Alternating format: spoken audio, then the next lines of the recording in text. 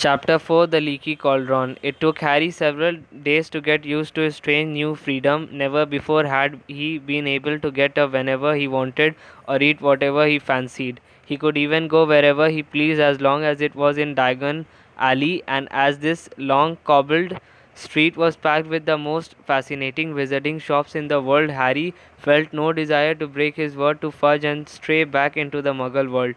Harry ate breakfast each morning in the Leaky Cauldron, where he liked watching the other guests, funny little witches from the country, up for a day's shopping, venerable looking wizards arguing over the latest article in Transfiguration today, wild looking warlocks, raucous dwarfs, and once what looked suspiciously like a hag who ordered a plate of raw liver from behind a thick woolen balaclava.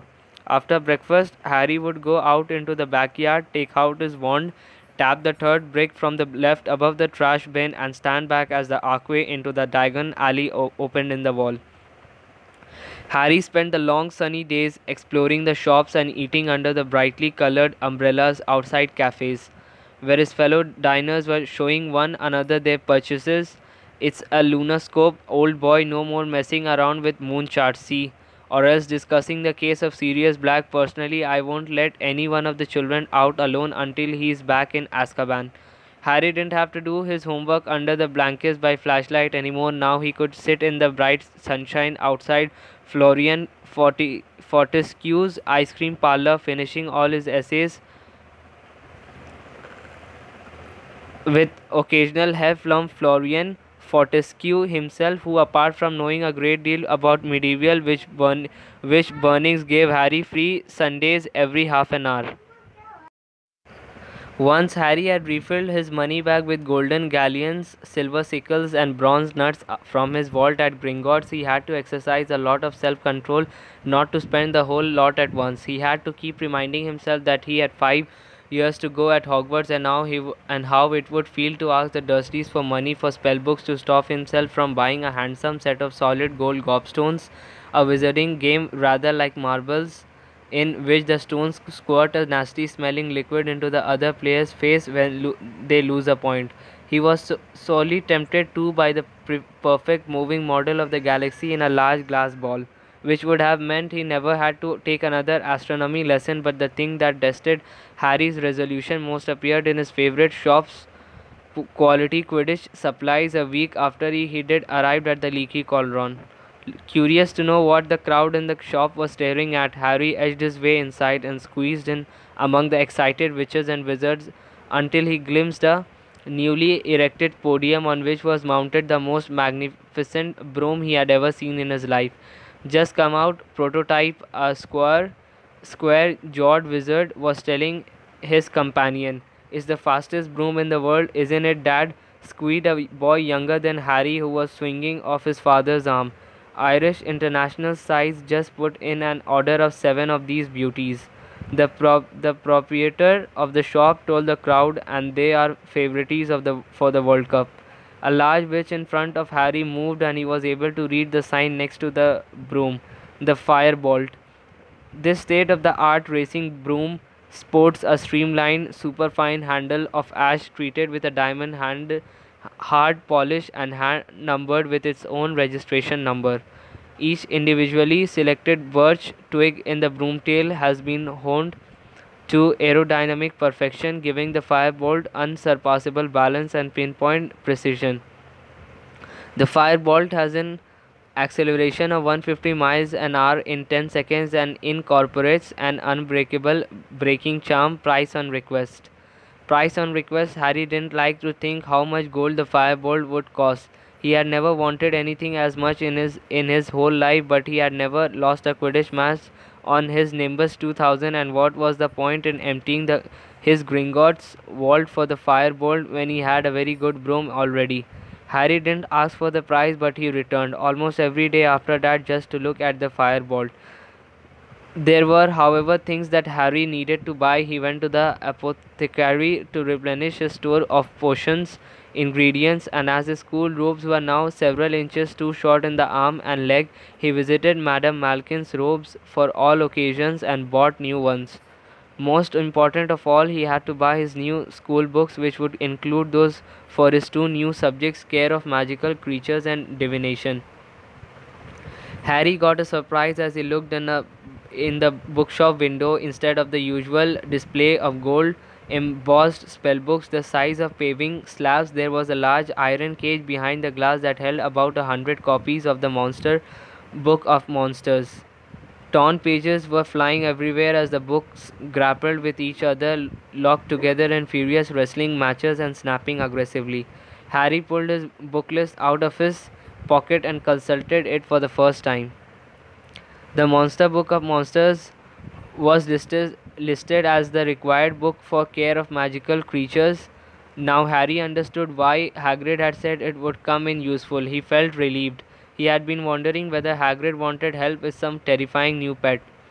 As Harry entered Flourish and Bots, the manager came hurrying towards him. Hogwarts, he said abruptly, come to get your new books. Yes, said Harry, I need. Get out of the way, said the manager impatiently, brushing Harry aside. He drew on a pair of very thick gloves, picked up a large, knobbly walking stick, and proceeded towards the door of the monster book's cage. Hang on, said Harry quickly. I've already got one of those. Have you? A look of enormous relief spread over the manager's face. Thank heavens for that. I have been bitten 5 times already this morning. A loud, ripping noise rent the air. Two of the monster books had seized a third and were pulling it apart. Stop it, cried the manager, poking the walking stick through the bars and knocking the books apart. I am never stocking them again, never. It's been bedlam. I thought we did seen the worst when we bought 200 copies of the invisible book of invisibility cost a fortune and we never found them. Well, is there anything else I can help you with? Yes, said Harry, looking down his book list. I need Unfogging the Future by Cassandra Walewski. Starting divination, are you? Said the manager, stripping off his gloves and leading Harry into the back of the shop where there was a corner devoted to fortune telling. A small table was stacked with volumes such as Predicting the Unpredictable, Insulate Yourself Against Shocks and Broken Balls When Fortunes Turn Foul. Here you are, said the manager, who had climbed a set of steps to take down a thick, black bound book. Unfogging the Future, very good guide to all your basic fortune telling methods. Palmistry, crystal balls, bird entrails. But Harry wasn't listening. His eyes had fallen on another book, which was among a display on a small table. Death Omens, What to Do When You Know the Worst is Coming. Oh, I wouldn't read that if I were you, said the manager lightly, looking to see what Harry was staring at. You will start seeing death omens everywhere. It's enough to frighten anyone to death. But Harry continued to stare at the front cover of the book. It showed a black dog, large as a bear, with gleaming eyes. It looked oddly familiar. The manager pressed Unfogging the Future into Harry's hands. Anything else? He said. Yes, said Harry, tearing his eyes away from the dogs and dazedly consulting his book list. I need Intermediate Transfiguration and the Standard Book of Spells, Grade 3. Harry emerged from Flourish and Blots 10 minutes later with his new books under his arms and made his way back to the leaky cauldron, hardly noticing where he was going and bumping into several people. He tramped up the stairs to his room, went inside and tipped his books onto his bed. Somebody had been in to tidy, the windows were open and sun was pouring inside. Harry could hear the buses rolling by in the unseen Muggle street behind him and the sound of the invisible crowd below in Diagon Alley. He caught sight of himself in the mirror over the basin. It can't have been a death omen, he told his reflection defiantly. I was panicking when I saw that thing in Magnolia Crescent. It was probably just a stray dog. He raised his hand automatically and tried to make his hair lie flat. You are fighting a losing battle there, dear, said his mirror in a wheezy voice. As the days slipped by, Harry started looking wherever he went for a sign of Ron or Hermione. Plenty of Hogwarts students were arriving in Diagon Alley now with the start of term so near. Harry met Seamus Finnegan and Dean Thomas, his fellow Gryffindors, in quality Quidditch supplies, where they too were ogling the firebolt. He also ran into the real Neville Longbottom, a round-faced, forgetful boy outside Flourish and Blots.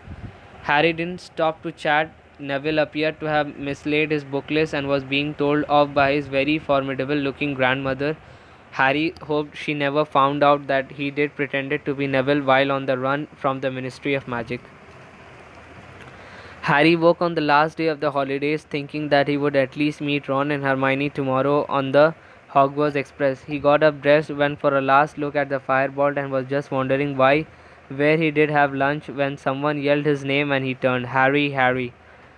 They were there, both of them, sitting outside Florian Fortescue's ice cream parlor, Ron looking incredibly freckly, Hermione very brown, both waving frantically at him. Finally, said Ron, grinning at Harry as he sat down. We went to the Leaky Cauldron, but they said you did left, and we went to Flourish and Blots and Madame Malkin's, and I got all my school stuff last week, Harry explained. And how come you knew I am staying at the Leaky Cauldron? Dad, said Ron simply. Mr. Weasley, who worked at the Ministry of Magic, would of course have heard the whole story of what had happened to Aunt Marge. Did you really blow up your aunt, Harry? Said Hermione in a very serious voice. I didn't mean to, said Harry while Ron roared with laughter. I just lost control. It's not funny, Ron, said Hermione sharply. Honestly, I'm amazed Harry wasn't expelled. So am I, admitted Harry. Forget expelled, I thought I was going to be arrested. He looked at Ron. Your dad doesn't know why Fudge let me off, does he? Probably 'cause it's you, isn't it? Shrugged Ron, still chuckling. Famous Harry Potter and all that. I did hate to see what the ministry do to me if I blew up an aunt. Mind you, they did have to dig me up first because Mum would have killed me. Anyway, you can ask Dad yourself this evening. We are staying at the Leaky Cauldron tonight too, so you can come to King's Cross with us tomorrow. Hermione is there as well. Hermione nodded, beaming. Mum and Dad dropped me off this morning with all my Hogwarts things. Excellent, said Harry happily. So have you got all your new books and stuff? Look at this, said Ron, pulling a long, thin box out of a bag and opening it. Brand new wand, 14 inches, willow containing one unicorn tail hair, and we have got all our books. He pointed at a large bag under his chair. What about those monster books? The assistant nearly cried when we said we wanted two. What's all that, Hermione? Harry asked, pointing at not one but three bulging bags in the chair next to her. Well, I'm taking more new subjects than you are, aren't I? Said Hermione. Those are my books for arithmancy, care of magical creatures, divination, study of ancient runes, muggle studies. What are you doing muggle studies for? Said Ron, rolling his eyes at Harry. You are muggle born, your mom and dad are muggles, you already know all about muggles, but it will be fascinating to study them from the visiting point of view, said Hermione earnestly. Are you planning to eat or sleep at all this year? Hermione asked Harry while Ron sniggered. Hermione ignored them. I've still got 10 galleons, she said, checking her purse. It's my birthday in September and my mum and dad gave me some money to get myself an early birthday present. How about a nice book? Said Ron innocently. No, I don't think so, said Hermione composedly. I really want an owl. I mean, Harry's got Hedwig and you have got Errol. I haven't, said Ron. Errol's a family owl. All I have got is Scabbers. He pulled his pet rat out of his pocket and I want to get him checked over, he added, placing Scabbers on the table in front of them. I don't think Egypt agreed with him. Scabbers was looking thinner than usual, and there was a definite droop to his whiskers.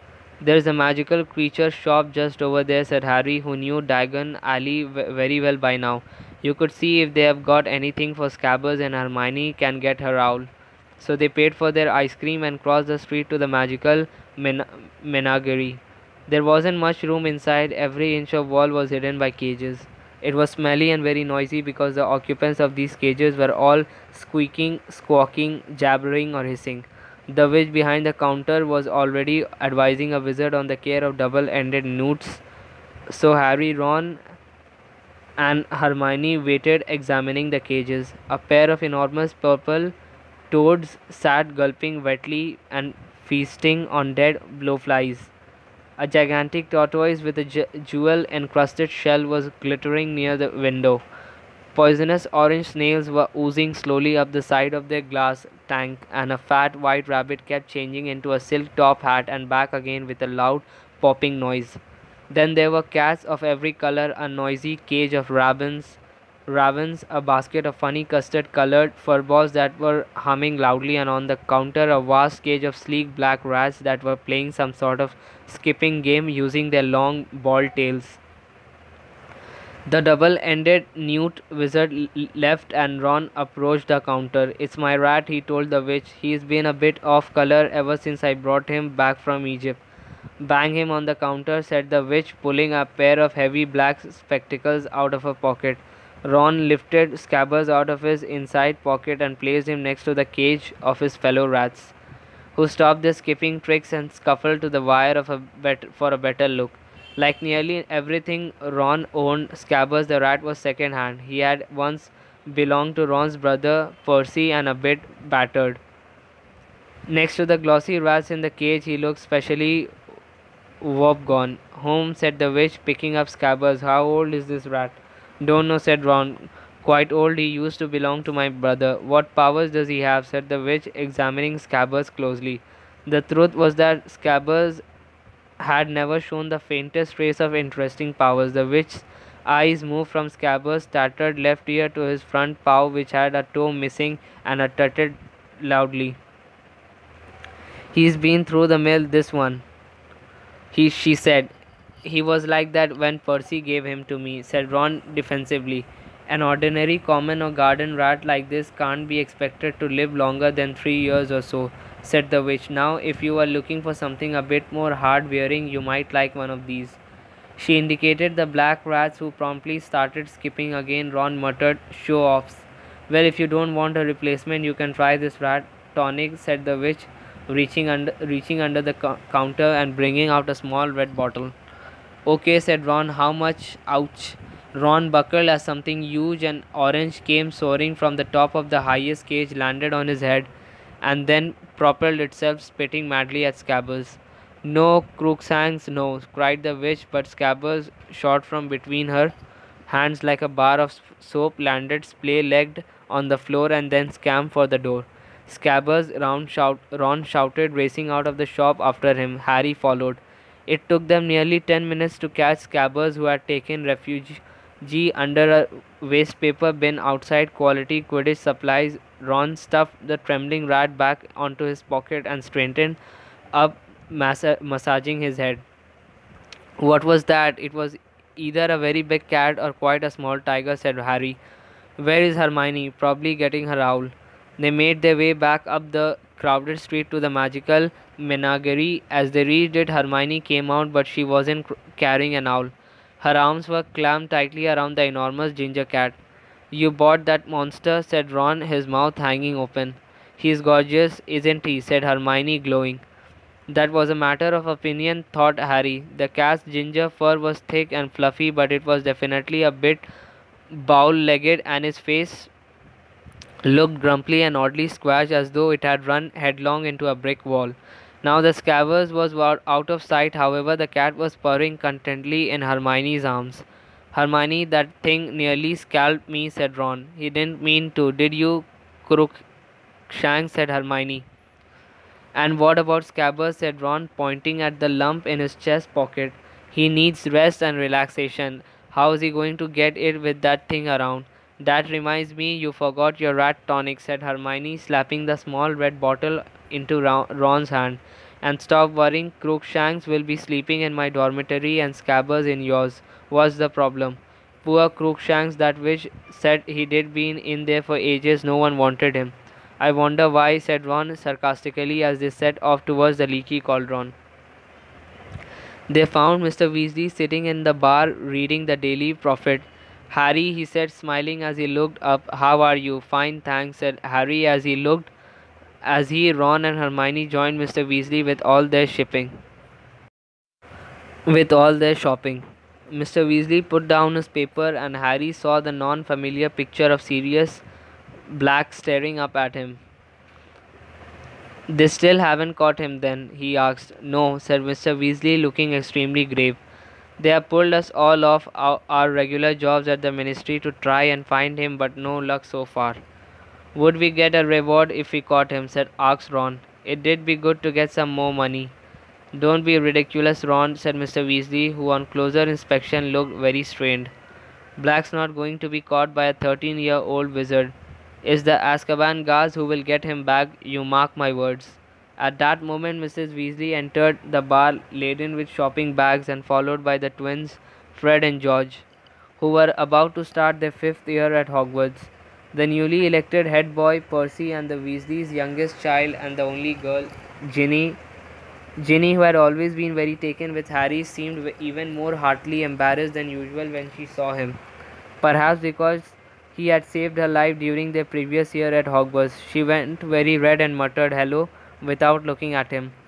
Percy, however, held out his hand solemnly as though he and Harry had never met and said, Harry, how nice to see you. Hello, Percy, said Harry, trying not to laugh. I hope you are well, said Percy pompously, shaking hands. It was rather like being introduced to the mayor. Very well, thanks, Harry, said Fred, elbowing Percy out of the way and bowing deeply. Simply splendid to see you, old boy. Marvellous, said George, pushing Fred aside and seizing Harry's hand in turn. Absolutely spiffing.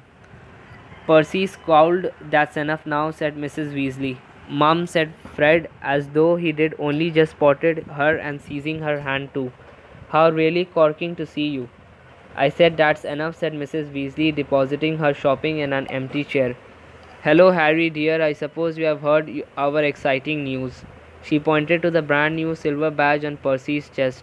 Second head boy in the family, she said, swelling with pride. And last, Fred muttered under his breath. I don't doubt that, said Mrs. Weasley, frowning suddenly. I notice they haven't made you two prefects. What do we want to be prefects for? Said George, looking revolted at the very idea. It did take all the fun out of life. Ginny giggled. You want to set a better example for your sister, snapped Mrs. Weasley. Ginny's got other brothers to set her an example, mother, said Percy loftily. I am going up to change for dinner. He disappeared and George heaved a sigh. We tried to shut him in a pyramid, he told Harry, but Mum spotted us. Dinner that night was a very enjoyable affair.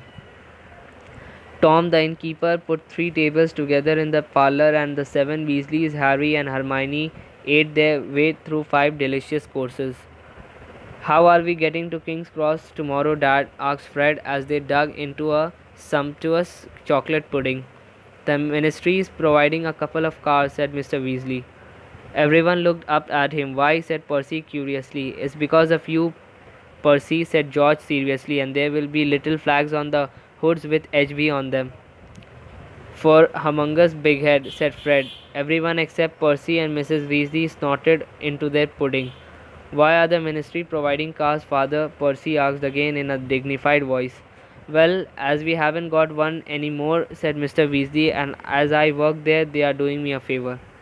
His voice was casual, but Harry couldn't help noticing that Mr. Weasley's ears had gone red, just like Ron's did when he was under pressure.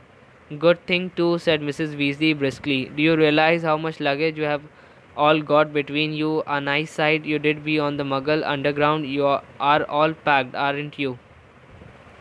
Ron hasn't put all his new things in his trunk yet, said Percy in a long suffering voice. He's dumped them on my bed. You did better go and pack properly, Ron, because we won't have much time in the morning. Mrs. Weasley called down the table. Ron scowled at Percy. After dinner, everyone felt very full and sleepy. One by one, they made their way upstairs to their rooms to check their things for the next day. Ron and Percy were next door to Harry. He had just closed and locked his own trunk when he heard angry voices through the wall and went to see what was going on. The door of number 12 was ajar and Percy was shouting. It was here on the bedside table. I took it off for polishing.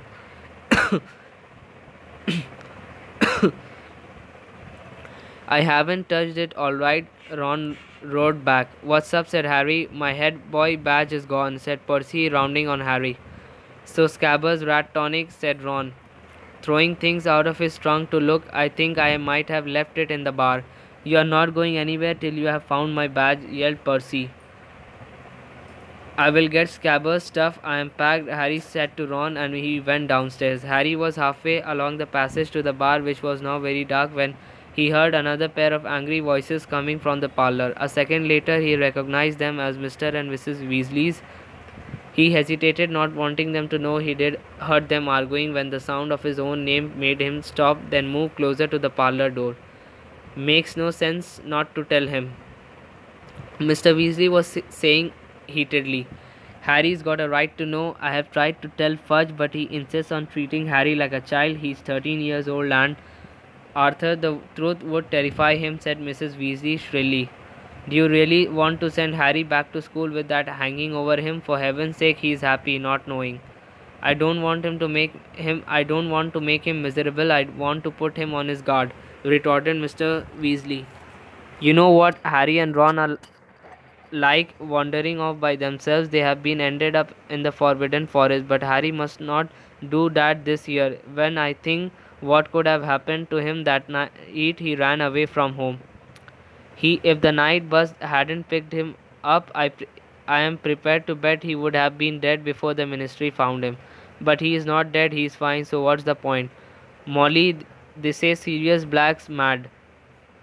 And maybe but he was clever enough to escape from Azkaban, and that's supposed to be impossible. It's been a month and no one's seen hide nor hair of him, and I don't care what Fudge keeps telling the Daily Prophet. We are no nearer catching Black than inventing self-spelling wands. The only thing we know for sure is what Black's after.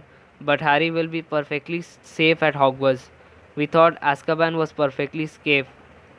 If Black can break out of Azkaban, he can break into Hogwarts. But no one's really sure that Black's after Harry. There was a thud on wood, and Harry was sure Mr. Weasley had banged his fist on the table. Molly, how many times do I have to tell you? They didn't report it in the press because Fudge wanted it to keep quiet, but Fudge went out to Azkaban the night Black escaped. The guards told Fudge that Black's been talking in his sleep for a while now. Always the same words. He is at Hogwarts, he is at Hogwarts. Black is deranged, Molly, and he wants Harry dead. If you ask me, he thinks murdering Harry will bring you know who back to power. Black lost everything the night Harry stopped you know who, and he's had 12 years alone in Azkaban to brood on that. There was a silence. Harry leaned still close to the door, desperate to hear more. Well, Arthur, you must do what you think is right, but you are forgetting Albus Dumbledore. I don't think anything could hurt Harry at Hogwarts while Dumbledore's headmaster. I suppose he knows about all this. Of course he knows. We had to ask him if he minds the Azkaban guards stationing themselves around the entrances to the school grounds. He wasn't happy about it, but he agreed. Not happy? Why shouldn't he be happy if they are there to catch Black? Dumbledore isn't fond of the Azkaban guards, and said Mr. Weasley heavily. Nor am I, if it comes to that, but when you are dealing with a wizard like Black, you sometimes have to join forces with those you did rather avoid. If they save Harry, then I will never say another word against them, said Mr. Weasley wearily. It's late, Molly, we did better go up. Harry heard chairs move as quietly as he could. He hurried down the passage to the bar and out of sight. The parlour door opened, and a few seconds later footsteps told him that Mr. and Mrs. Weasley were climbing the stairs. The bottle of rat tonic was lying under the table they had sat at earlier. Harry waited until he heard Mr. and Mrs. Weasley's bedroom door close, then headed back upstairs with the bottle. Fred and George were crouching in the shadows on the landing, heaving with laughter as they listened to Percy dismantling his and Ron's room in search of his badge. We have got it, Fred whispered to Harry. We have been improving it.